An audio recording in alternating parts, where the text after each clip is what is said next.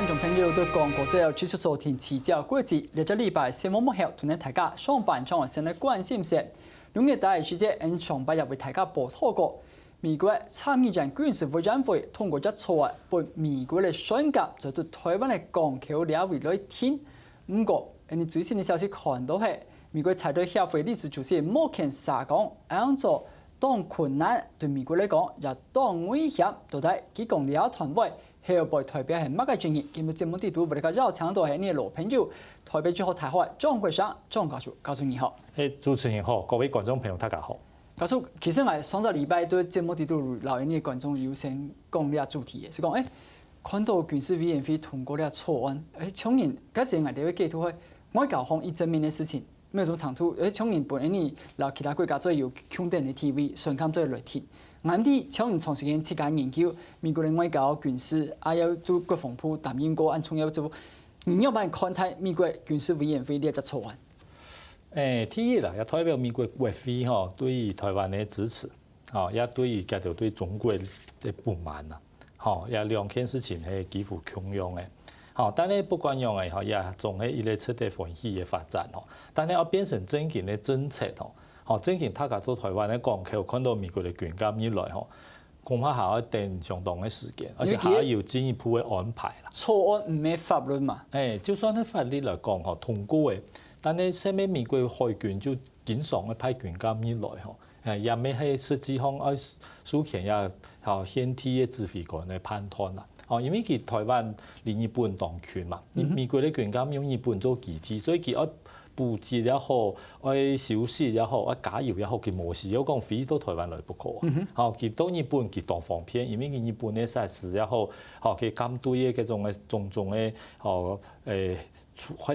權嘅儲備啊，嗰種嘅修理嘅設施係非常嘅豐富嘛。佢無一聽講一定要到台灣，台灣嘅話就完全就會政治意味，就會講指聽佢，命令佢當一定時間到台灣來進行訪問。但係一點來講，並唔係國會通過呢個法案，就必然可以按嘅。後邊係要當到一種嘅雙方彼此嘅談判、協調嘅處理等等。國會只係講必要嘅時候唔可以入去。授權讓入去，並唔係講就代表講命令飛入去台灣嘅港口不可。不過，談到高雙講係點都好奇是講，既然呢件事情對美國嚟講談起來，搶人來台灣聽啊唔聽，佢冇乜好處。係真正會得到好處嘅，象徵也好，實際也好，係安尼。佢既然對日本有按度做得好權來補給嘅，佢乃是要加麻煩講，台灣有南面，對佢會都冇咁樣做。我想一點吼，基本上對台灣係當好啦，因為伊個正常嘅國家吼，你外國嘅軍艦經常進入人哋港口來訪問吼，係非常正常嘅事情。你是冇看過啊？但係台灣因為國際 TV 長期來唔正常，所以當時看到外國軍艦咯，係偶爾看到喺新加坡嘅軍艦咯，叫算係非常嘅限定嘅。一般來講係當時，美國按你通過嘅法案吼，主要就係本地台灣嘅嗰種國際 TV 嘅一種提升啦，讓台灣同一國際上嘅其他國家越來越集權，越來越強，要時時要嘅外國嘅軍艦帶頭。佢當然美國佢冇辦法影響別國，佢即刻帶頭，以後其他國家就可以照按嘅方法來進行。一點嚟講，可以講係政治意義大於軍事嘅意義啦。因為有人講，喺美國嘅軍艦來就會協防台灣。實際上，所謂協防係要進一步嘅一種嘅防衛嘅安排，包含講係軍艦以來情報嘅交換啊，同其天數修理啊，然後共同嘅訓練等等。一種事情必須要進一步嘅安排同協調。比較重唔係講軍艦呢港口就代表協防，因為美國軍艦一要呢都當到國家港口啊，千不叫俄國嘅軍艦一進菲律賓嘅港口，不能講俄國就協防菲律賓啦，一種一種友好嘅訪問嘅時候，真見協防實在每天入來，到外海共同嘅演習，共同嘅合作，也咪係一種協防，所以係咪真見嘅協防也行咧，我看也後續係咪要進一步嘅安排。假設冇進一步嘅安排法，種政治意味，它以軍事意味啦。不過，政治意味有講實在也當唔簡單嘅啦。因為按多年來幾乎一種方面咧，一種軍事嘅公開嘅交流係當少啦。吼，也台灣以下軍方來講吼，最缺乏咧就係國際嘅交流，吼，國際嘅演習等等咯。而且個演習了後，就對台灣這個吼都個演習，吼到底外國嘅軍隊進步到樣嘅情況，吼，要同外國嘅軍方樣嘅合作，吼，看到人那樣嘅做，吼，人家係樣嘅吼，嗰種操作嘅就會武器運作嘅就會鋪推吼，吼，而家對台灣來講係非常非常嘅缺乏啦。吼，像美國同韓國，吼佢當年不斷嘅演習，吼，今年演習各位名人繼續要演習，因為今年演習各位人可能名人已經冇多年來執位，吼，有新嘅人入來，所以他不斷嘅經常演習，吼，即話你家條限知道講，吼，一種嘅防衛，吼，係咪講100%十全十美？咁我講台灣，吼，幾十年來可以講完全非常嘅鼓勵吧。你是香港設計教練。只要設計到個演習，顛倒只會講派嘅嗰種。軍官係呢，佢嘅學生到美國去學習，吼，到美國去訓練，吼，然後佢就要2派幾3年咯，到台灣來看一下人哋演習，吼，一種同正經嘅軍事合作，吼，講實在一起嚟係呢當然啦，吼，因此呢，一擺假設講打開一隻門，吼，吼未來慢慢嘅要更進一步嘅合作，嘅當然係當好啦。你有意思陪你吃到當生氣，既然像教授講嘅，你算係正面來傾聽兩件事情，算係打開一扇門。我前前嘅發展看到 AIT 理事主席莫謙，佢對美國崇尚言哦，教授訪問時佢講到，佢喺英文係講perhaps difficult and dangerous。做乜叫佢講美國咧上監可以聽到台灣咧講佢呢件事情，有可能同困難，係個對美國強化為嚟變到危險嘅事情。年代你話到，立法部門參議院軍事委員會態度係點樣？你睇行政部門點都要來進來，佢啱講，你有冇記圖啊？具體講當困難吼，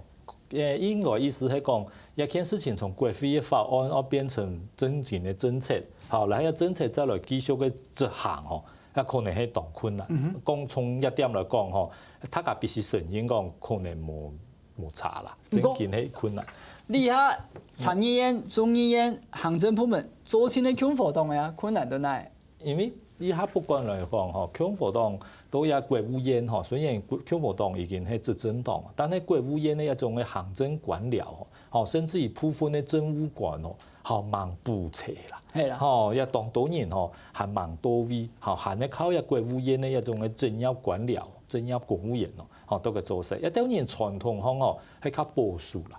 不願意做太多嘅嚇政策上嘅改革，嚇，因此對一隻方面來講，嚇，佢講當困難，係講好啊。雖然講有安尼嘅法律，但係唔樣樣嘅執行，嚇，一當到細節嘅地方，誒國務院可能佢冇認真去規定啦，嚇，拖啊，一下1年2年，哦，就過體咧，嚇，冇正經去實施。尤其喺美國嘅海軍，佢當然不要按龐大嘅機體，嚇，佢無時有個飛到入台灣來不可嘛。哦，所以其實唔通過依啲規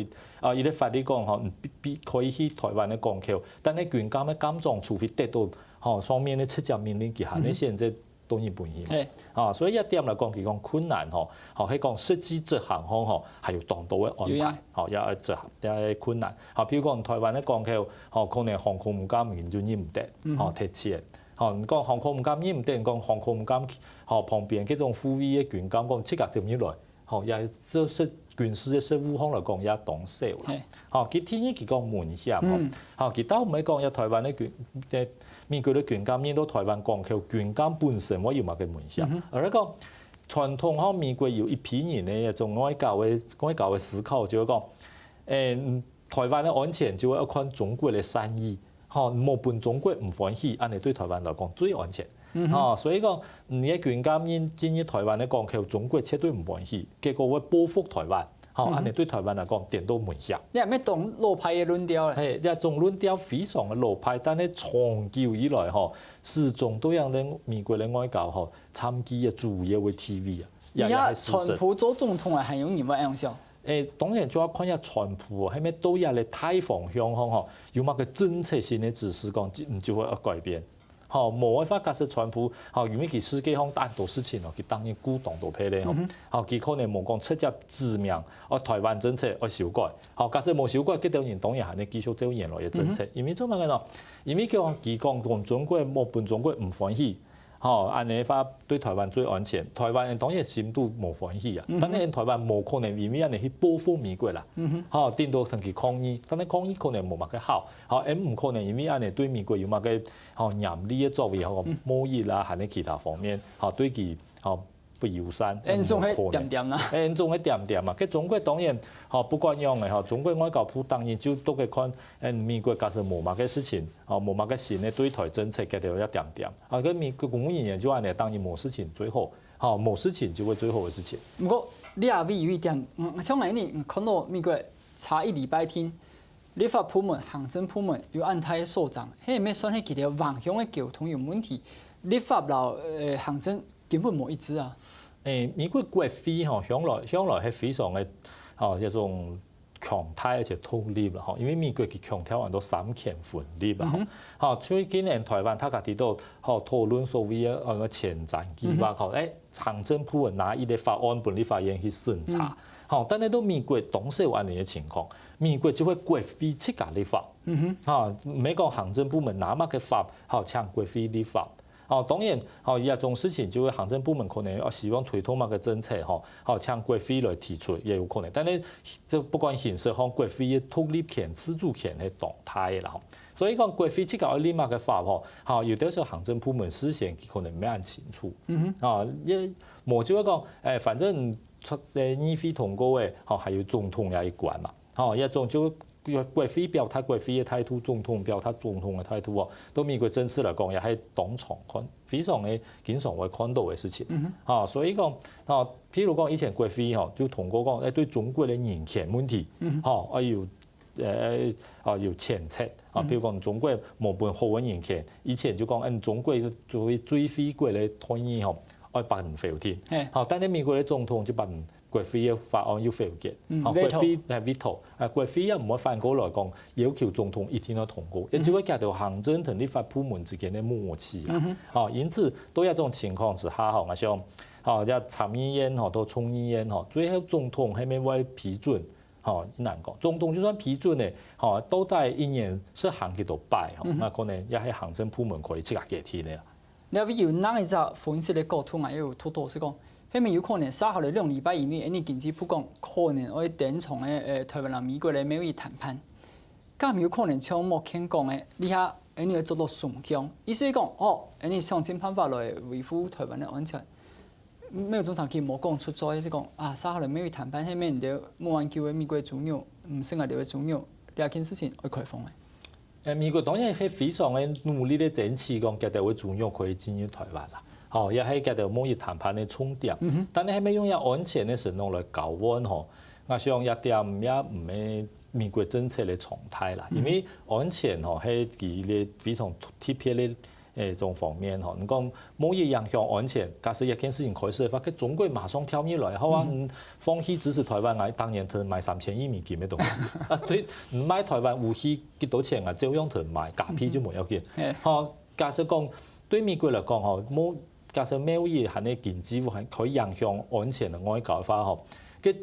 美國嘅外交就唔係根本一種情況啦。所以我想一點，當然佢希望美國嘅主要可以進入台灣，但係係咪用一安全來交換，來做一種嘅籌碼，也唔係美國一般政策嘅常態。比如講前不久佢就宣布講，買新式嘅武器俾台灣，一同一貿易其實就脫開嘅，冇乜嘅太嘅影響。所以我想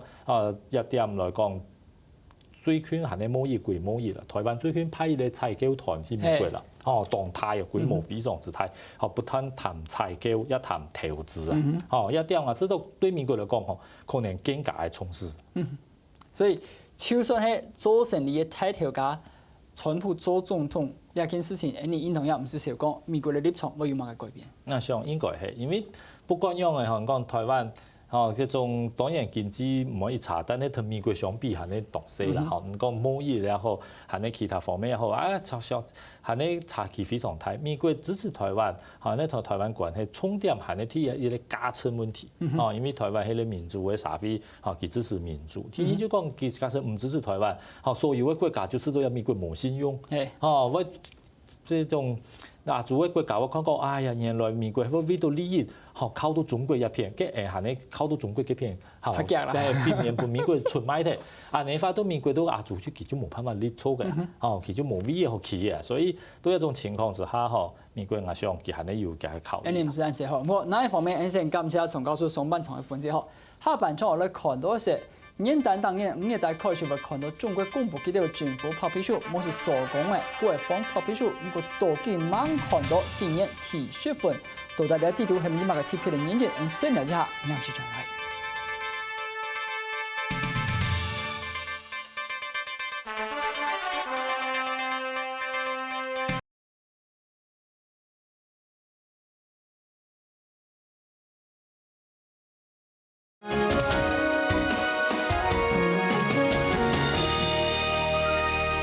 翻過進到討論嘅現場，特別講到台灣同美國嘅關係，原陣都會講到中國元素。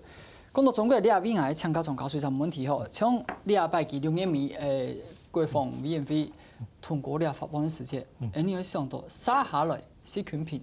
邀請川普到中國去訪訪，川普所以到中國去，佢對位國會厲害咩樣？係咪多少本習近平難看啊？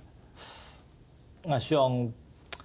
中國一下對美國的態度，美國唔係一滿意，因為北韓的問題，始終看起來中國拿唔出辦法。不斷地表示講，又唔到亞洲係一個重要嘅力量，但係對於北韓冇辦法解決嘅。所以一下來講，可以講美國係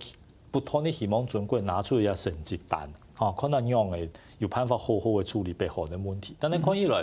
一個成績單美國並不滿意。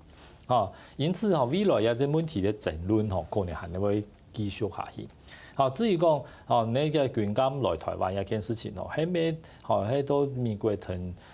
川普同習近平會面以前嘅一種思維，看起來冇乜嘅槍，因為係國會即個提嘅。行政部門假設愛按你法，嘅行政部門嘅態度就唔係按你啦。我厲害，你看到對呢個事情。傳出來以後，叫國務機關看到中國的2年間，佢行到海峽中線來，甚至於看到前2年洪流，佢哋戰鬥機飛到你嘅 ADIZ， 飛到你嘅航空識別區，呢兩件事情係咪中國也都個反制？實際嘅航空母艦撈台灣也已經發生過1擺啦。以後可能也會一種常態啊，慢慢嘅佢會越來越按你從事按你嘅履行嘅訓練把一件事情變成一種常態，我想也係經常有可能嘅事情。因為以前佢冇航空母艦嘛，而家也有嘅嘛。所以佢要表示佢係實力。不過台灣實在也唔是太過緊張啦。所以乜嘢？因為依家航空母艦當到可以起降嘅飛行機定到差不多120架啦。而家嘅情況嚟講，但係佢到福建在港沿海嘅飛機場佢飛行機已經100架，隨時就會多一年。所以講，唔講100架已經對台灣已經威脅嘅10年嘅。唔講依啲航空母艦來，120架，增加威脅實在係當然有限啦。而且依啲飛機場安大，唔講唔可以消滅嘅飛機場，實在冇咁容易啦。電到一艘航空母艦都海航，佢係依啲較容易發現而且可以攻擊嘅目標啦。因此，都軍事方按你嘅作為，實在意義啊咩動態，而且有加一定嘅風險。但係不管樣嘅，就正式嚟講，中國對台灣嘅軍事嘅威脅，係始終不斷嘅都會提升啊。不過，現場講，你唔是太緊張，你也是看到，你空軍派出4輛 F-16，但過你冇提及到相片係掛查飛彈，然後2隻響尾蛇飛彈。係咪你係對中國展現你有反感嘅能力？也一天嘅啦，因為不管樣嘅台灣也向中國同美國表示講，人家唔係冇一種反制嘅實力啦。實在也4架飛機，搭架飛機帶2粒飛彈，假設100發射就8粒啦。也對航空母艦嚟講，也係一個動態嘅威脅。而且實在台灣嘅飛機也唔止4架啦，實在還有更加多。所以人家4架實在也係一種。意思嘅，真正愛打仗嘅話，實在實力係呢當多，而且還有陸空發射來飛彈，還有海空嘅軍艦，也有一定嘅反制嘅能力。我想一點主要係乜嘅呢？就係代表講，政府唔係對一件事情完全揸看唔到，係呢有一定嘅一種嘅反制嘅能力，對台灣嘅安全有一定嘅指引啦。我咁做唔可以半兩岸變到很緊張。我想唔會，做乜嘅喏？因為兩岸吼，睇起來就會從民進黨上台以來吼，只有一種嘅較社會政策有所改變，從因為像三通啊、經濟啊、貿易嘅來往，其實冇乜嘅大嘅變化。因為中國也都經濟方第一期也是有台灣。第二，今年嚟講，一種經濟方不斷嘅來往，對佢統一台灣來講係必要嘅，行卡有必須。因此到一種情況之下，係咩人會增加兩岸嘅緊張啊？我想一種不能講偏人對你有威脅吼，你都早冇看到安尼就因為講係無緊張，係和平咯。我睇到一種係一種投降嘅心態，像安尼並唔好，而且實際上中國佢也並從來佢也唔會公開表示講，佢嘅軍艦係點樣係特別針對台灣，佢從來也唔會安尼講，佢就講係喺履行嘅訓練啦，因為佢假設講佢係特別針對台灣嘅話，等於為佢自己增加麻煩，為佢自己增加麻煩。講履行嘅訓練冇任何嘅政治目的，就代表講啊隨時就可以安尼進行。實在冇講喺中國、美國咩強樣啊，美國啲航空母艦，司機都嘅走來走去，佢也唔會講啊特別危險乜嘅國家。唔講到國防其實佢係香港發現佢當年5年明年會公布佢哋政府白皮書，冇是講嘅國防白皮書，竟然都佢冇看到嘅。我想今年因為一19台馬上就要開始嘅好多年代，佢哋位國防部長，然後中央軍事委員會嘅創業委員喎的，所以等於新嘅一個政府成立啦，佢哋冇選舉啦，也就等於佢哋會選舉啦，所以到一新嘅政府出來之前，要出一個白皮書講實在也就等於舊嘅一個政府意義並不大，而且做出慢出咯，實際上。內容啊，相信差別並不大啦，就會強調佢哋長期強調嘅東西。那一件事情是國安部親身發現嘅，你看到中國第一個攞本意和平獎嘅得主劉曉波佢過身嘅。呢件事情你也蠻看待，因為中國第一個拿獎嘅人佢冇去領獎，本年政府管到龍嗰度，管到冇命嘅。那件事情你看到各國都該罵，不過中國佢也批評嘅。搶人無爭，係咪兩位有後續嘅重建？假設我冇記唔錯嘅話，第一個拿到和平獎嘅可能係達賴喇嘛啦。假設佢也算假設中國當然因為達賴喇嘛係中國人啦，只不過係一啲唔同化中國人啦所以也就係講對中國嚟講反對政府嘅人一幾十年來唔係做嘅幾多啊，只係冇按出名嘅事嘅，所以當然係咪管到事嘅，我想。數量絕對不止一隻啦，絕對當多啦，只不過也就特別出名吼。因為佢我發現啊，一種歐美國家越來越少用人權嘅理由去要求中國啦。因為佢經濟越來越龐大，而且而家歐美國家普遍相信講，經濟越來越發展，要同佢交流，同佢合作，安尼佢人權才會變好。因此對一種情況之下一種我相信中國當局並唔會因為講死體3萬人對佢就有乜個大嘅影響。不過劉曉波本外國嘅媒體係做中國嘅曼德拉，就算佢冇設假從政，不過佢寫嘅人不現狀。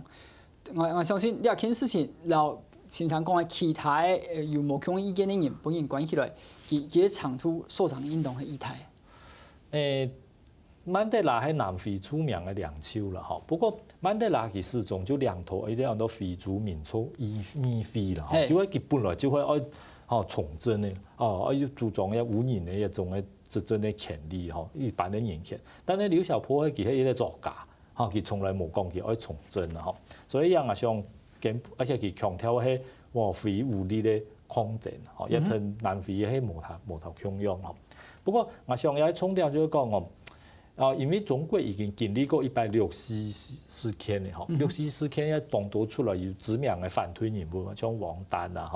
烏爾開西啊等等咯。係中國180年就作嘅關咧要變出去，結果證明講係將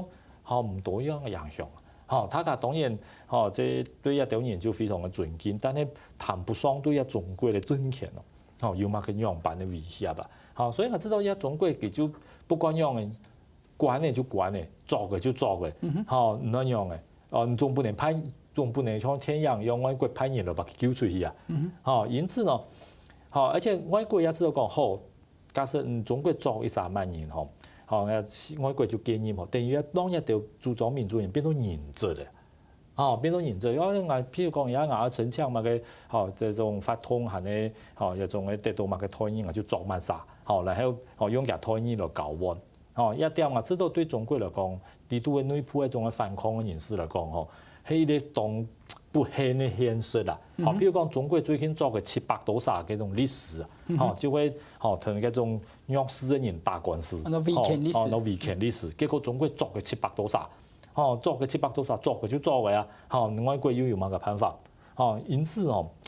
對啊，佢中國內部一種嘅民主嘅發展，還有一種對一種反對人士嘅態度，個人知道至少都要獻給佢嚟講，係悲觀。因為中國咧，習近平其實我知道講係一啲絕對兩手嘛，